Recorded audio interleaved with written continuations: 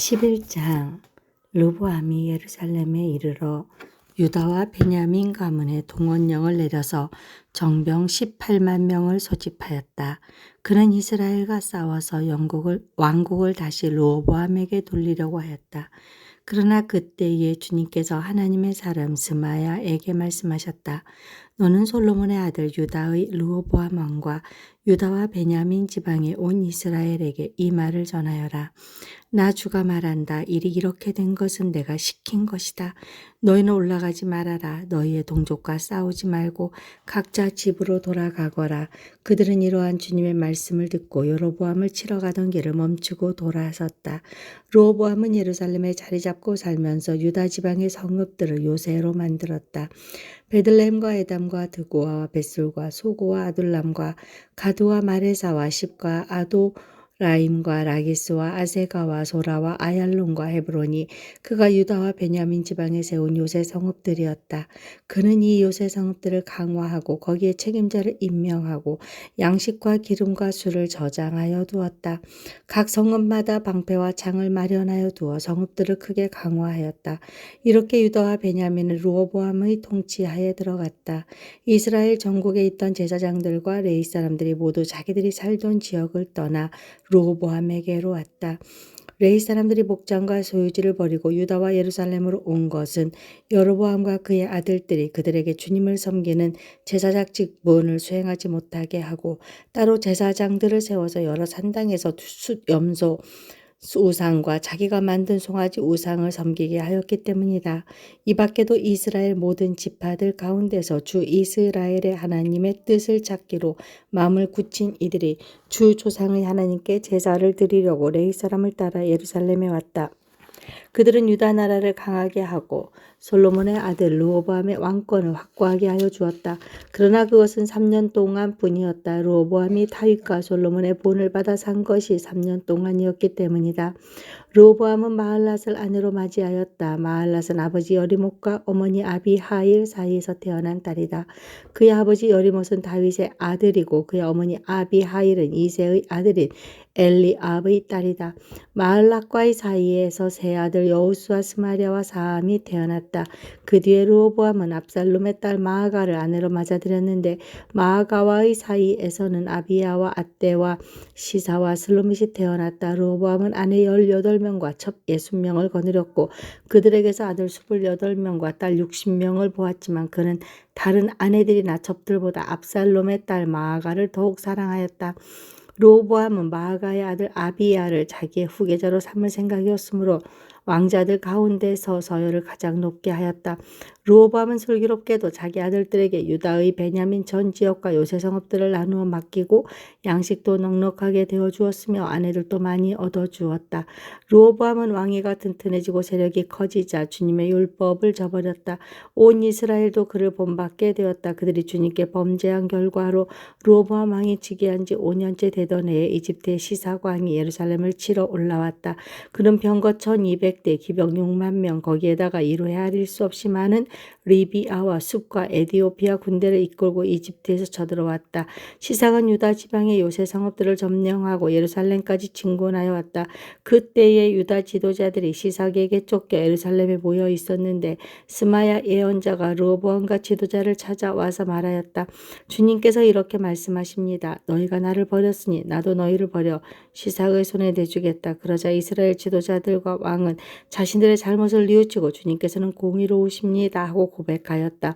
주님께서는 그들이 이렇게 잘못을 뉘우치는 것을 보시고 다시 스마야에게 말씀을 내리셨다.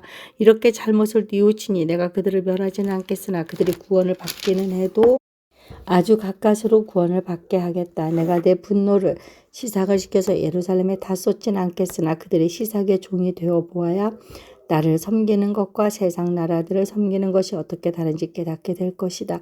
이집트의 시삭 왕이 예루살렘을 치러 올라와서 주님의 성전 보물과 왕실 보물을 하나도 남기지 않고 다 털어갔다. 솔로몬이 만든 금 방패들도 가져갔다. 그래서 르호보암 왕은 금 방패 대신에 높 방패들을 만들어서 대궐문을 지키는 경호 책임자들에게 주었다. 왕이 주님의 성전에 들어갈 때마다 경호원들은 그 높 방패를 들고 가서 경호하다가 다시 경호실로 가져오곤 하였다. 르호보암 르호보암이 잘못을 뉘우쳤기 때문에 주님께서는 그에게 진노를 거두시고 그를 완전히 멸하지는 않으셨다. 그래서 유다 나라는 형편이 좋아졌다. 이렇게 르호보암 왕은 예루살렘에서 세력을 굳혀 왕의 직무를 수행하였다. 르호보암이 왕이 올랐을 때에 그는 41살이었다. 그는 주님께서 이스라엘 모든 지파 가운데서 택하여 당신의 이름을 두신 도성 예루살렘에서 17년간 다스렸다. 르호보암의 어머니 나아만은 암몬 사람이다. 르호보암은 주님의 뜻을 찾는 일에 마음을 쓰지 않고 악한 일을 하였다. 르호보암의 행적은 처음부터 끝까지 스마엘 예언자의 역사책과 이도 선견자의 역사책에 기록되어 있다. 르호보암과 여로보암은 사는 날 동안 그들은 늘 싸웠다. 르호보암이 죽어서 다윗성에 안정되자 그의 아들 아비야가 그의 뒤를 이어 왕이 되었다. 13장. 여로보암 왕 18년에 아비야가 유다의 왕이 되었다. 그는 예루살렘에서 세 해 동안 다스렸다. 그의 어머니는 기브아 사람 우리엘의 딸 미가야이다. 아비야와 여로보암 사이에 전쟁이 벌어졌다. 아비야는 전쟁에 용감한 군인 40만을 뽑아 싸우러 나갔고 여로보암 역시 정예 군인 80만을 뽑아서 맞섰다. 아비야가 에브라임 산간 지역에 있는 스마라임 산 위에 서서 소리쳤다. 여로보암과 온 이스라엘은 내가 하는 말을 들어라. 주 이스라엘의 하나님께서 다윗과 소금으로 파괴될 수 없는 언약을 맺으시고 이스라엘을 다윗이 다스릴 나라로 영원히 그와 그의 자손에게 주신 것을 너희들이 모를 리가 없을 것이다. 그런데 다윗의 아들 솔로몬의 신하였던 느밧의 아들 여로보암이 일어나서 자기 임금에게 반역하였다. 건달과 불량배들이 여로보암 주변으로 몰려들어 솔로몬의 아들 르호보암을 대적하였다. 그때 르호보암은 아직 어리고 마음도 약하여 그들을 막아낼 힘이 없었다. 너희는 수도 많고 또 여로보암이 너희의 신이라고 만들어준 금송아지들이 너희와 함께 있다고 해서 지금 다윗의 자손이 맡아 다스리는 주님의 나라를 감히 대적하고 있다.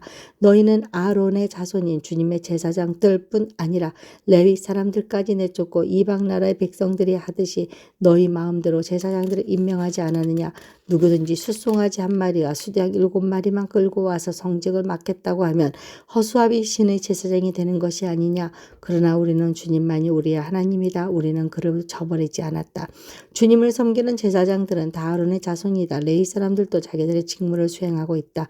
그들은 날마다 아침 저녁으로 주님께 번제를 드리고 향을 피워드리고 깨끗한 상에 빵을 차려놓고 금등잔 때에는 저녁마다 불을 밝힌다. 이렇게 우리는 주님께서 정하여 주신 법들을 지키고 있다. 그러나 너희는 그 법들을 저버렸다. 똑똑히 보아라. 하나님은 우리와 함께 계신다.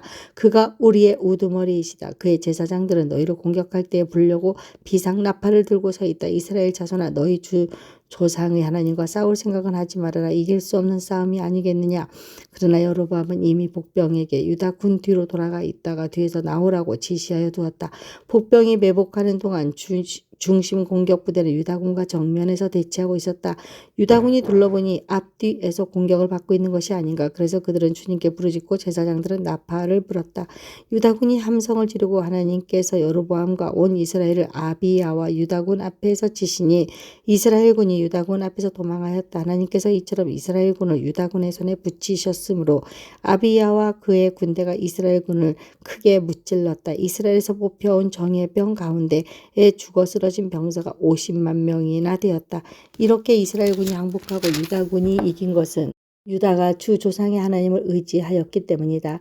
아비야는 여로보암을 뒤쫓아가서 그의 성읍들 곧 베델과 그 주변 마을들, 여사나와 그 주변 마을들, 에브론과 그 주변 마을들을 빼앗았다. 여로보암은 아비야 생전에 다시 힘을 회복하지 못하고 주님께 벌을 받아서 죽고 말았다. 그러나 아비야는 더 강해졌다. 그는 아내 14을 두었으며 아들 22과 딸 16을 낳았다. 아비야 통치 때의 다른 사건들과 그의 지적과 언행은 이도 예언자의 역사책에 기록되어 있다. 14장. 아비야가 죽어서 그의 조상들과 함께 잠드니 다윗성에 장사하였고 그의 아들 아사가 그의 뒤를 이어 왕이 되었다. 아사가 다스리던 10년 동안은 나라가 조용하였다. 아사는 주 그의 하나님이 보시기에 좋은 일, 올바른 일을 하였다. 이방 제단과 산당을 없애고 석상을 깨뜨리고 아세라 목상을 부수었다. 그는 또 유다 백성에게 명령을 내려서 주 조상들의 하나님의 뜻을 찾고 하나님의 율법과 명령을 실천하게 하였으며 또 유다의 모든 성읍에서 산당과 대항상을 없애버렸다. 그의 통치 아래 나라는 조용하였다. 주님께서 아사에게 평안을 주셨으므로 나라가 조용하였고 여러 해 동안 아무도 그에게 싸움을 걸어오지 않았다. 그래서 아사는 유다 지방에 요새 성읍들을 만들 수 있었다. 그는 유다 백성에게 말하였다. 이 성읍들을 다시 세웁시다. 성벽을 둘러쌌고 탑과 성문과 빗장을 만듭시다. 우리가 주 하나님을 찾았으므로 주님께서 사방으로 우리에게 평안을 주셨습니다. 그래서 그들은 성읍들을 세우기 시작하여 일을 잘 마쳤다. 아사에게는 방패와 창으로 무장한 유다 출신군인 30만이 있었고 작은 방패와 활로 무장한 베냐민 출신군이 28만이 있었다. 그들은 모두 용감한 정예병이었다. 에디오피아 사람 세라가 유다를 치려고 100만 대군의 병거 300대를 이끌고 쳐들어와서 마레사에 이르렀다. 아사가 그를 맞아 싸우려고 나아가 마레사의 스바다 골짜기에 진을 치고 주 그의 하나님께 부르짖었다. 주님께서 돕고자 하실 때는 숫자가 많고 적음이나 힘이 세고 약함을 문제 삼지 않으십니다. 우리가 주님을 의지하고 주님의 이름으로 이 무리를 물리치러 왔으니 주 우리의 하나님 우리를 도와주십시오. 주님은 우리의 하나님이십니다. 인간이 주님을 이기지 못하도록 해주십시오. 주님께서 에디오피아군을 아사와 유다군 앞에서 치시니 에디오피아군이 도망쳤다. 아사와 그를 따르는 군대가 그랄에 이르기까지 에디오피아 군대를 추격하여 무찔렀다. 에디오피아군은 주님 앞에서와 주님의 군대 앞에서 패망하고 말았으므로 한 사람도 살아남지 못하였다. 유다군은 대단히 많은 전리품을 얻었다. 주님께서 그랄 주변의 모든 성읍 백성들을 두렵게 하시니 유다군이 그 모든 성읍을 치고 약탈하였다. 그 성읍들 안에는 전리품으로 가져갈 물건들이 많이 있었다. 또 가축들을 지키는 자들의 장막을 덮쳐서 많은 양과 낙타를 사로잡았다. 그런 다음에야 예루살렘으로 돌아왔다. 하나님의 영이 오뎃의 아들 아사랴에게 내리니 그가 아사 앞에 나아가서 다음과 같이 말하였다. 아사 임금님과 온 유다와 베냐민은 제가 하는 말을 들으십시오. 임금님과 백성이 주님을 떠나지 않는 한은 주님께서도 임금님과 백성을 떠나지 않으실 것입니다. 임금님과 백성이 그를 찾으면 그가 만나 주실 것입니다. 그러나 임금님과 백성이 그를 버리면 주님께서도 임금님과 백성을 버리실 것입니다. 이스라엘은 오랫동안 참 하나님이 없이 지내왔습니다. 가르치는 제사장도 없었고 율법도 없었습니다. 그러나 이스라엘이 어려운 일을 만나서 주 이스라엘의 하나님께 돌아와 그를 찾으면 주님께서는 그들을 만나 주셨습니다. 그때에는 세상이 하도 어지러워서 땅 위에서는 사는 모든 백성이 마음 놓고 평안히 나들이도 못하였습니다. 나라와 나라가 성읍과 성읍이 서로 치고 무찌르는 판이었습니다. 이것은 하나님께서 사람들이 온갖 고난 속에서 고통을 받도록 버려두셨기 때문이었습니다. 그러나 임금님과 백성의 기운을 내십시오. 낙심하지 마십시오. 임금님과 백성이 하는 수고에는 상급이 따를 것입니다. 아사는 이 모든 말 곧 오뎃의 아들 아사랴 예언자가 전하여주는 예언을 듣고 용기를 내어 유다와 베냐민 온 지방과 에브라임 산간 지역의 점령지역 성읍에서 역겨운 물건들을 없애버렸다. 그는 또 주님의 성전 현관 앞에 있는 주님의 제단을 보수하였다. 그는 또 유다와 베냐민의 모든 백성을 불러 모으고 그들에게로 와서 함께 살고 있는 에브라임과 므낫세와 시므온 지파 소속의 백성도 모두 불러 모았다. 주 하나님께서 아사와 함께 계시는 것을 보고 이스라엘에서도 많은 사람들이 아사에게로 모여들었다. 그들이 예루살렘에 모인 것은 아사왕 15년이 되던 해 세 번째 달이었다. 그날 그들은 그들이 가져온 전리품 가운데서 소 700마리와 양 7,000마리를 주님께 희생제물로 잡아 바치며 마음을 다하고 정성을 다하여 주 조상의 하나님만을 찾기로 하는 언약을 맺었다. 주 이스라엘의 하나님을 찾지 아니하는 젊은 사람이든지 나이 많은 사람이든지 남자든지 여자든지 가릴 것 없이 누구든지 다 죽이기로 하였다. 사람들은 함성과 세나팔 소리와 뿔나팔 소리가 울려 퍼지는 가운데 주님께 큰 소리로 맹세하였다. 온 유다 백성은 이러한 맹세를 하는 것이 기쁘기만 하였다. 그들은 마음을 다해 맹세하고 정성을 다해 주님을 찾았으므로 주님께서 그들을 만나 주셨고 사방으로 그들에게 평안을 주셨다. 아사 왕은 자기의 할머니 마아가가 혐오스러운 아세라 목상을 만들었다고 해서 태우의 자리에서 물러나게 하였다. 아사는 자기의 할머니가 만든 혐오스러운 우상을 토막내어 가루로 만들어서 기드론 냇가에서 불살라버렸다. 그렇다고 산당이 모두 제거된 것은 아니었지만 주님을 사모하는 아사의 마음은 평생 한결같았다. 아사는 자기 아버지와 자신이 거룩하게 구별하여 바친 은과 금과 그릇들을 하나님의 성전에 들여놓았다. 이때부터 아사왕 35년까지 전쟁이 없었다.